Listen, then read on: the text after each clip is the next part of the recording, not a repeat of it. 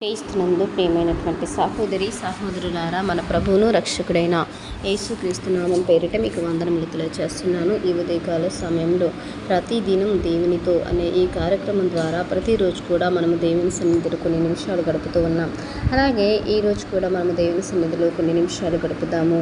ప్రియమైనటువంటి దేవుని ప్రజలారా, పరిశుద్ధ గ్రంథంలో నుండి యెషయా గ్రంథము 51వ అధ్యాయము 12వ వచనం చదువుదాం. నేనే మిమ్ము ఓదార్చువాడను, చనిపోవు నరునికి తృణమాత్రుడగు నరునికి ఎందుకు భయపడుదువు? ప్రియమైనటువంటి దేవుని ప్రజలారా, ఈరోజు మనకు దేవుడు ఇచ్చినటువంటి గొప్ప ధైర్య వాక్యం ఏంటి అంటే యెషయా గ్రంథము 51వ అధ్యాయము 12వ వచనము. మన జీవితంలో భయపెట్టేటువంటి పరిస్థితులు వచ్చినప్పుడు, మనుషుల మాటలు మనలను కొంగదీసినప్పుడు, అలాగే భవిష్యత్తు గురించి ఆందోళన కలిగినప్పుడు దేవుడు మనతో మాట్లాడుతూ ఉంటాడు. అలాగే ఆయన మాట్లాడుతూ ఉన్నాడు. ఏమని అంటే, నేనే మిమ్మును ఓదార్చువాడును అని చెప్పేసి. మనకు ఆదరణకర్త దేవుడే, ఓదార్చువాడు కూడా ఆయనే. మన బాధను అందరూ అర్థం చేసుకోకపోవచ్చు, కానీ మన కన్నీళ్లను అందరూ చూడకపోవచ్చు. మన హృదయంలో ఉన్న వేదనను ఎవరికి చెప్పుకోలేకపోవచ్చు, కానీ దేవుడు మన హృదయాన్ని పూర్తిగా తెలుసుకుంటాడు. మనుషులు మనలను విడిచిపెట్టినా దేవుడు మాత్రం మనల్ని విడిచిపెట్టడు. మనుషులు మనల్ని ఓదార్చలేకపోయినా దేవుని ఆదరణ మన హృదయానికి బలాన్ని ఇస్తుంది. అందుకే దేవుడు అంటూ ఉన్నాడు, నేనే మిమ్మల్ని ఓదార్చువాడను అని చెప్పేసి 2 సార్లు మనకి ఇక్కడ చెప్తూ ఉన్నాడు. అది దేవుని ప్రేమ ఎంత నిశ్చయమైనదో మనకు చూపిస్తుంది. మనుషులను చూసి భయపడవద్దు అంటూ ఉన్నాడు. ఈ వాక్యంలో దేవుడు ఒక ప్రశ్న అడుగుతూ ఉన్నాడు. ఏంటి ఆ ప్రశ్న అంటే, మరణశీలుడైనటువంటి మనిషిని భయపడటకు నీవివ్వడవు అని చెప్పేసి. చనిపోయేటువంటి నరునికి, తృణమాత్రుడగు నరునికి ఎందుకు భయపడుతుంటావు అసలు అని చెప్పేసి దేవుడు అంటూ ఉన్నాడు. మన జీవితంలో కొన్నిసార్లు మనుషుల మాటలే మన భయానికి కారణం అవుతూ ఉంటాయి. వాళ్ళు ఏమంటారో, వాళ్ళు నన్ను అంగీకరిస్తారో లేదో, వాళ్ళు నాకు నష్టం చేస్తారో ఏమో, నా గురించి చెడుగా మాట్లాడతారో ఏమో అని చెప్పేసి ఇలాగా ఆలోచిస్తూ మనశ్శాంతిని కోల్పోతూ ఉంటాం. కానీ దేవుడు చెబుతున్నాడు, మనుష్యుడు గడ్డి వలె, కానీ దేవుడు నిత్యుడు. ఆయన నిరంతరము ఉన్నటువంటి దేవుడు. మనుషుల చేతుల్లో మన భవిష్యత్తు లేదు. మన భవిష్యత్తు ఎవరి చేతుల్లో ఉందంటే దేవుని చేతుల్లో ఉంది. మనకు భయం వచ్చినప్పుడు ఏం చేయాలంటే దేవుని వైపు చూడాలి.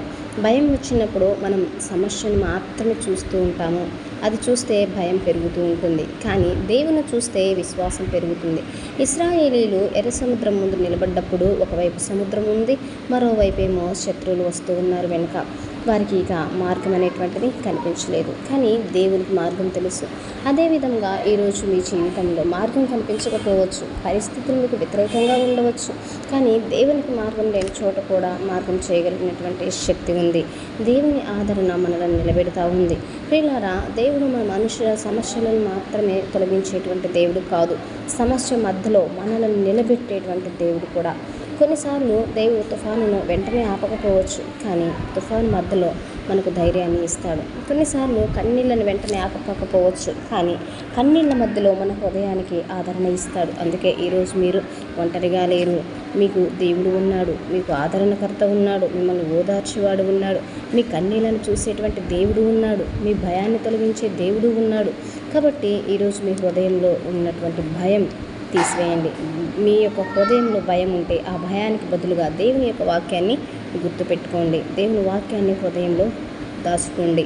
నేనే మిమ్మల్ని ఓదారుస్తానంటూ ఉన్నాడు. మనుషులను చూసి భయపడకండి, పరిస్థితులను చూసి కృంగిపోకండి, రేపటి గురించి ఆందోళన అసలే చెందొద్దు. ఎందుకంటే మనతో ఉన్నటువంటి దేవుడు మనకంటే గొప్పవాడు. ఈరోజు ఈ విశ్వాసంతో మీరు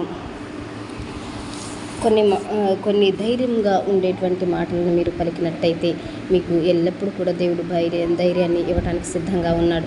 నాకు భయం లేదు, ఎందుకంటే నన్ను ఓదార్చువాడు దేవుడే. మనుషుల మాటలకు నేను భయపడను, నా పరిస్థితులకు నేను భయపడను, నా భవిష్యత్తు గురించి నేను అసలు ఇంకా భయపడను, ఎందుకంటే నా జీవితం అంతా కూడా దేవుని చేతుల్లో ఉంది అని చెప్పేసి ఇలాగా ఆదరణ కలిగినటువంటి మాటలను, ధైర్యం కలిగించేటువంటి మాటలను పదే మన హృదయంలో మనము అనుకుంటూ ఉంటే దేవుని యొక్క ఆదరణ మీ యొక్క హృదయాన్ని నింపుతూ ఉంది. దేవుని యొక్క ధైర్యము మీ ఎద్దుకు వస్తూ ఉంటుంది.